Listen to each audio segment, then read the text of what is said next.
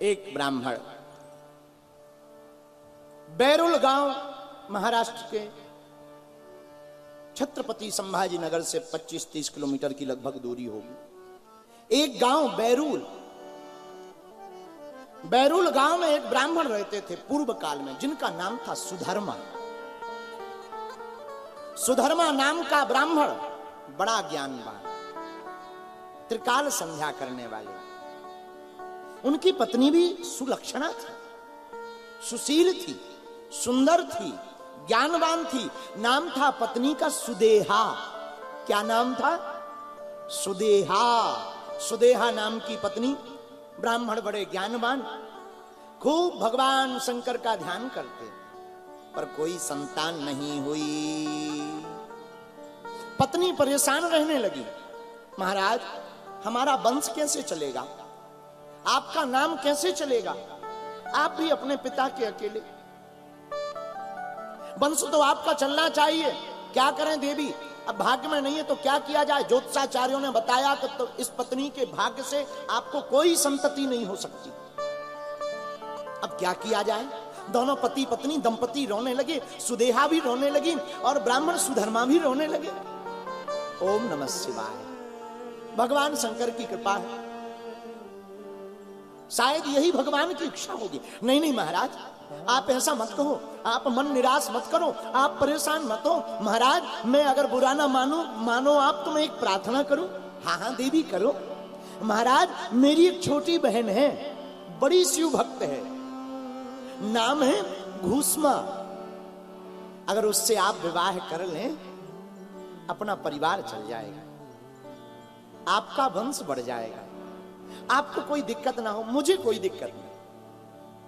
देवी रहने दो, जो भगवान की इच्छा है वही ठीक। ना ना महाराज, मेरी जिद है, मेरी बात मानो। सुदेहा ने ऐसा अपने पति सुधर्मा से कहा, मेरी जिद है, आप कृपा करके मेरी छोटी बहन घूसमा से विवाह करो।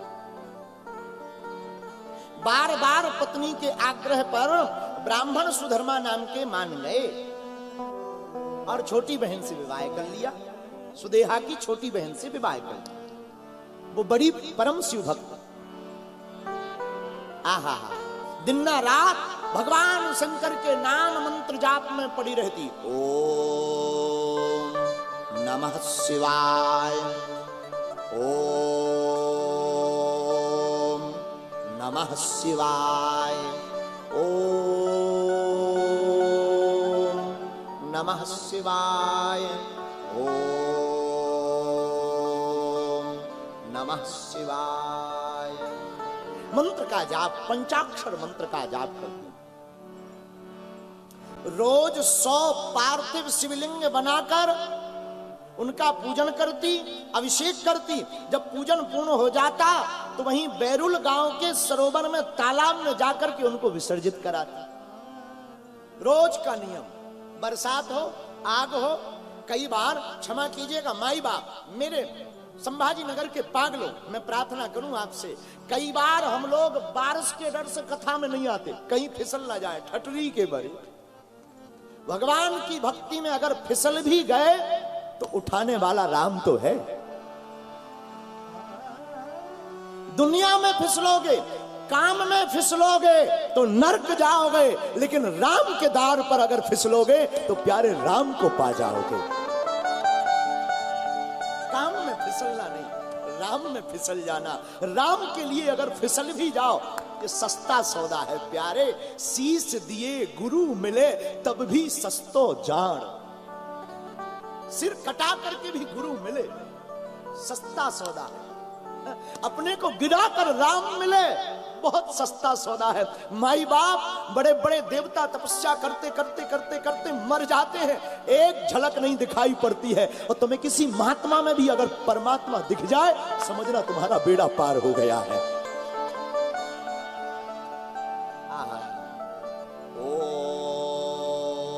ओम नमः शिवाय मंत्र का जाप करती घूसमा। कालांतर में भगवान की कृपा से एक बालक हुआ घूसमा से। बालक बड़ा सुंदर, बड़ा प्यारा।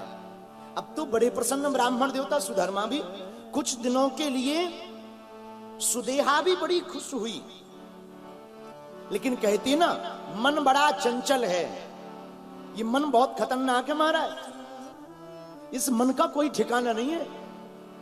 महाराज जी एक महात्मा थे दक्षिण भारत में, वो अक्सर गंगा स्नान करने जाते थे, तो एक जहां गंगा किनारे जाते थे रास्ते में एक बेश्या, बेश्या मतलब गड़िका, नाचने वाली बेश्या का घर पड़ता था। बेश्या हाथ में कुत्ते का बच्चा लेकर के, छोटे से बच्चे को लेकर के बैठी और पूंछ पकड़ के बोली, ओ बाबा तुम्हारी मूंछ बढ़िया है या हमारे कुत्ते की पूंछ बढ़िया है? मूंछ बढ़िया है या कुत्ते की? महात्मा बोले देवी कल बताएंगे। वो कल फिर बैठ गई कुत्ते को लेकर।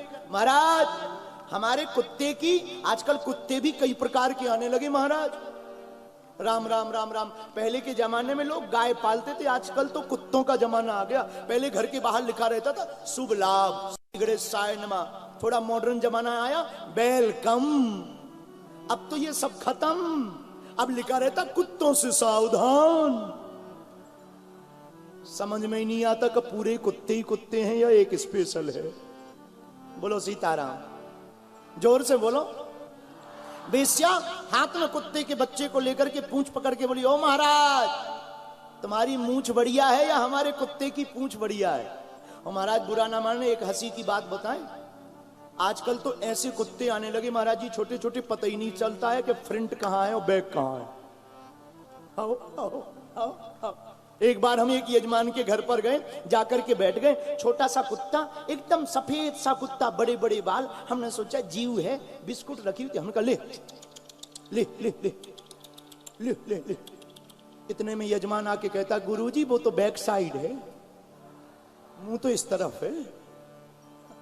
बोलो सीताराम, जोर से बोलो और जोर से बोलो। महाराज बताओ कुत्ता की पूंछ बढ़िया या तुम्हारा? महात्मा बोले कल बताएंगे। पूरी जिंदगी निकाल दी, कल बताएंगे कल बताएंगे। और वो बेश्या रोज पूछे आज बताओ। लेकिन एक दिन महात्मा मर गए, शरीर पूरा हो गया। शमशान पर की लकड़ी पर, शमशान की लकड़ी जो बनाई जाती है उस पर लिटाया, समाधि के लिए महात्मा के बाकी परिकर ले जाने लगे। बेश्या तो रोज की तरह इंतजार में बैठी थी, महात्मा आ जाएंगे, आज मैं तो लड़ पड़ूंगी, पूछ लूंगी बताओ तुम्हारी मूंछ बढ़िया है या कुत्ते की पूंछ बढ़िया है? बैठे रही। इतने में देखा बहुत भारी भीड़ आ रही, महात्मा चले आ रहे, कोई मर गया। राम नाम सत्य है, राम नाम सत्य है। कीर्तन चल रहा, श्रीमन नारायण नारायण हरि हरि, बोलो राम कृष्ण हरि, बोलो राम कृष्ण हरि, बोलो राम कृष्ण हरि। कीर्तन करते, कौन मर गया? अरे पता नहीं तुम्हें? वो जो महात्मा रहते थे ना पल्ली पार, वो मर गए। ओ राम राम राम राम राम। महात्मा मर गए, हमारा जवाब नहीं दे गए कि कुत्ते की पूंछ बढ़िया है या मूंछ। इतने में क्या देखते हैं, अस्थि जो अर्थी थी ना वो रुक गई, और जो महात्मा मरे पड़े थे 2 मिनट के लिए उनके अंदर चेतना आई, और ऐसे अस्थि के ऊपर बैठकर बोले, अरे ओ गड़िका, ओ बेश्या, तेरे कुत्ते की पूंछ से मेरी मूंछ लाख गुना बढ़िया है। गड़िका रोती हुई हाथ जोड़कर बोली, महाराज ये बात तो आप 10 साल पहले बोल सकते थे, 10 साल से मुझे रोज का रोज टहला क्यों रहे, क्या बात है? महात्मा बोले, बेटी ठिकाना नहीं था, कल न जाने अगर हम बदल जाते, हमारा मन गलत हो जाता, व्यभिचार में फंस जाता, तो ऐसे महात्मा की मूंछ से तो कुत्ता की पूंछ बढ़िया है, लेकिन आज मैं बेदाग मर रहा हूं, तो आज मुझे पक्का तय है कि कुत्ते की पूंछ से मेरी मूंछ लाख गुना बढ़िया है। ये मन है हमारा, मन के हारे हार है, मन के जीते जीत। मन बड़ा खतरनाक। तो जो घुसमा के बेटा हुआ, बड़ा सुंदर नौजवान, बड़ा प्यारा सा, दिखने में बड़ा अच्छा सा, भगवत भक्त, लेकिन सुदेहा के मन में मलिनता आ गई।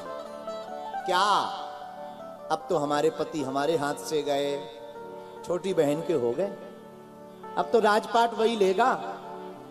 इतना मन खराब हो गया सुदेहा का, रात को ही अपनी छोटी बहन के बेटे को मार दिया, और मार कर जाकर शरीर को कटा हुआ उसी तालाब में डाल दिया, जिस तालाब में प्रतिदिन घूसमा भगवान शंकर को विसर्जित करने जाती थी। प्रातः काल हुई, हाहाकार मच गया। पूरे घर में त्राहिमाम मच गई। पंडित जी विलाप कर करके रोने लगे, किसी ने मेरे बालक को मार दिया। ब्राह्मण सुधर्मा देव जब रोने लगे, हाहाकार मच गया। पर धन्य है घूसमा देवी, उन्होंने एक क्षण भी विलाप नहीं किया। जो नित्य नेम था, चाहे आग बरसे चाहे पानी बरसे, आज बेटा मरा पड़ा है, आज बेटा मर गया, लेकिन फिर भी भगवान शंकर का पूजन नहीं छोड़ा। उसने कहा मैं बाद में रो लूंगी, पहले मैं अपने महादेव की पूजा तो कर लूं। तुरंत पार्थिव शिवलिंग बनाए। पार्थिव शिवलिंग बना करके जैसे ही पूजन किया, आंखों में टप टप टप करके आंसू। आज अभिषेक जल से नहीं, अपनी आंखों के आंसुओं से किया। महाराज, हे भोलेनाथ, हे विश्वनाथ, हे त्रिपुरारी, आपका नाम त्रिपुरारी है। भाभी मैट सकही त्रिपुरारी, आप भाग्य के लिखे हुए को भी मैट सकते हो। आप त्रिभुवनपति भूतनाथ महादेव हो, आप देवों के देव हो। अगर हमारे भाग्य में यही लिखा था तो तुमने बेटा को दिया ही क्यों था?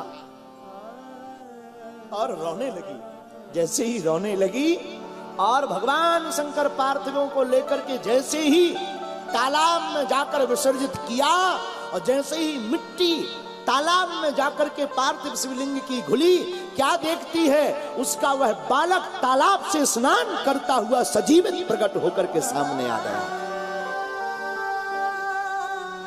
मां को प्रणाम किया। मां, ब्राह्मणी की आंखों से आंसू छलक पड़े। महादेव, हे भूत भावन महादेव। और तत्क्षण देखते देखते इसी बैरुल गांव में भगवान भूत भावन घूसमा के सामने साक्षात प्रकट हो गए। हाथ में त्रिशूल लेकर के बोले, कहो तो तुम्हारी बहन, बड़ी बहन सुदेहा को मार दो। नाना महाराज, मेरा बालक बच गया, किसी को मारना नहीं है। अब आप प्रकट हो ही गए तो कृपा करके भक्तों के कल्याण के लिए यहीं बैठ जाइए। और भगवान शंकर घूसमा के कहने पर वहीं बैठ गए। इसलिए इनका नाम पहले घूसमेश्वर था, लेकिन अभ्रंश होने के बाद में घृष्णेश्वर महादेव हो गया। और आज भी महाराष्ट्र की धरती पर पूरे जगत के रचयिता त्रिभुवनपति भगवान भूत भावन महादेव, और जो भी महाराष्ट्र आवे, हमारी प्रार्थना है एक दिन के लिए ही सही। और पता है आपको, केवल भगवान साक्षात 12 ज्योतिर्लिंगों में घृष्णेश्वर महादेव ही विराजमान नहीं है। यहाँ पर परम राष्ट्र भक्त, वीर हिंदुओं के योद्धा, वीर छत्रपति शिवाजी महाराज के दादाजी का भी यहाँ पर स्थान है, उनका गांव है। कोई साधारण नहीं है। ऐसे घृष्णेश्वर महादेव के संरक्षण में आकर के हम लोग कथा सुन रहे।